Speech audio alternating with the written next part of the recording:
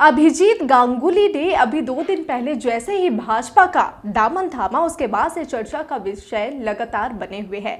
बीते कल हमने देखा कि सिलीगुड़ी में जब पीएम की सभा यहां पर होने वाली थी तो इसमें अभिजीत गांगुली ने पहली बार बीजेपी की जनसभा को संबोधित किया।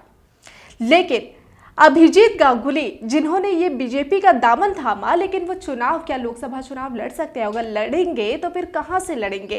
तो इसी को लेकर जो खबर बीच में हमने देखी, हमने कुछ दिन पहले डिजिटल खबरीलाल में ही आपको ये खबर दिखाई थी कि जो तमलुक है, पूर्वी मेदिनीपुर के जो संसदीय क्षेत्र तमलुक, वहां पर अभिजीत गांगुली के नाम का जो पोस्टर देखने को मिला। साथ ही वहां पर लोकसभा चुनाव की तारीखों के ऐलान से पहले ही दीवार लेखन का काम भी शुरू हो गया। कुल मिलाकर देखा जाए तो बीजेपी चुनावी प्रचार में अभी से ही जुट गई है। अभिजीत गांगुली जो इनका पोस्टर हमने देखा है तमलुक में सबसे पहले लगना जो शुरू हुआ, तो सवाल यहाँ पर खड़ा होने लगा कि क्या लोकसभा चुनाव में तमलुक से ही चुनाव लड़ने वाले हैं अभिजीत गांगुली? ये सवाल तो यहाँ पर था, हालांकि अभी स्पष्ट नहीं हुआ है। बीजेपी जैसे ही स्पष्ट करती है तभी बात आगे बढ़ेगी। लेकिन यहाँ पर एक और अपडेट निकलकर सामने आ रहा है। ये अपडेट ये कि आखिर टीएमसी किसको उतारने वाली है? तो शायद अभिजीत गांगुली के खिलाफ टीएमसी से उम्मीदवार हो सकती है रचना बनर्जी। जी हाँ, दीदी नंबर 1 की जो होस्ट और अभिनेत्री रचना बनर्जी अभिजीत गांगुली के खिलाफ चुनाव लड़ सकती है। कुछ इसी तरह की खबर सामने आ रही है। बीजेपी और टीएमसी के बीच कड़ा मुकाबला इस बार देखने को मिल रहा है। पूर्वी मेदिनीपुर जिले का मुख्यालय तमलुक संसदीय क्षेत्र के तौर पर शिक्षा का गढ़ माना जाता रहा है। स्वतंत्रता संग्राम में भी तमलुक का नाम ताम्रलिप्त के तौर पर श्रद्धा से लिया जाता था। मुख्य रूप से कृषि व मत्स्य पालन पर यह क्षेत्र निर्भर है, लेकिन राजनीतिक दृष्टि से यह काफी जागरूक क्षेत्र रहा है। तमलुक संसदीय क्षेत्र जमाने के साथ चलता रहा है। पहले यहाँ पर कांग्रेस का एक छत्र राज्य था, लेकिन समय बदला तो बीएसए और बीएलडी जैसे दलों को भी जीत मिली। इसके बाद सीपीएम ने इस सीट पर कब्जा कर लिया। अब इस सीट पर ऑल इंडिया तृणमूल कांग्रेस का कब्जा है। इस क्षेत्र के अधिकारी परिवार का गढ़ माना जाता रहा है। यहाँ से अधिकारी परिवार के सदस्य बतौर सांसद चुने जाते रहे हैं और वर्तमान में अधिकारी परिवार भाजपा के साथ है। ऐसे में भाजपा को उम्मीद है कि इस क्षेत्र में अब लंबे इंतजार के बाद कमल खिलेगा।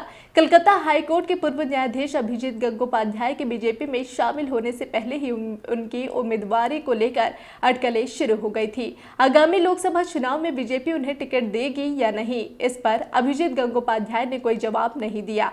हालांकि सुनने में आ रहा है कि अभिजीत गंगोपाध्याय पूर्वी मेदिनीपुर के तमलुक लोकसभा क्षेत्र से चुनाव लड़ सकते हैं। वहीं तृणमूल ने भी इस सीट से अपने उम्मीदवार की फिलहाल घोषणा नहीं की है, लेकिन चर्चाओं का बाजार गर्म है कि तृणमूल इस सीट से बांग्ला टेलीविजन के फेमस कार्यक्रम दीदी नंबर 1 की होस्ट व टॉलीवुड अभिनेत्री रचना बनर्जी को चुनावी मैदान में उतार सकती है। वहीं कांग्रेस इस सीट से एक बार फिर लक्ष्मण सेठ पर दांव खेलने की तैयारी में है। 2009 से पहले तक यह सीट माकपा का अभेद्य दुर्ग माना जाता रहा, लेकिन 2009 में हुए संसदीय चुनाव में इस सीट से तृणमूल के शुभेंदु अधिकारी निर्वाचित हुए थे और फिर माकपा का अभूतपूर्व प्रभाव शुरू हो गया। 2014 में हुए पिछले चुनाव में भी इस सीट से शुभेंदु जीते थे, लेकिन 2016 में राज्य विधानसभा चुनाव के बाद शुभेंदु अधिकारी संसदीय राजनीति से दूर हो गए और नंदीग्राम के विधायक चुने गए। लिहाजा 2016 में इस सीट के लिए उपचुनाव हुआ, जिसमें शुभेंदु अधिकारी के छोटे भाई दिव्येंदु अधिकारी उम्मीदवार बने और जीते भी। भाजपा को उम्मीद है तमलुक संसदीय क्षेत्र से। शायद यही वजह है कि अभिजीत गांगुली पर भरोसा जता सकती है बीजेपी। बहरहाल अभी ये ऐलान तो नहीं हुआ है, अभिजीत गांगुली ने भी अभी इस सीट को लेकर कोई स्पष्ट जानकारी तो नहीं दी है, लेकिन सूत्रों से खबर निकलकर यही सामने आ रही है। फिलहाल सभी की नज़र तमलुक में बनी हुई है, क्योंकि टीएमसी ने भी अभी ऐलान तो नहीं किया है, लेकिन चर्चाओं का बाजार जरूर गर्म है। चर्चाओं का बाजार गर्म होने के साथ ही रचना बनर्जी का नाम भी चर्चा का विषय बन गया है कि क्या दीदी नंबर 1 वर्सेस अभिजीत गांगुली, यहाँ कुछ ऐसी ही तस्वीर देखने को मिलेगी। फिलहाल क्या लिस्ट सामने आती है बीजेपी और टीएमसी की ओर से, क्या इन दोनों के नाम सामने आते हैं या नहीं, इस पर सभी की नज़र टिकी हुई है। और आपकी नज़र टिकी रहे डिजिटल खबरीलाल पर। खबरें आपकी, नज़र हमारी।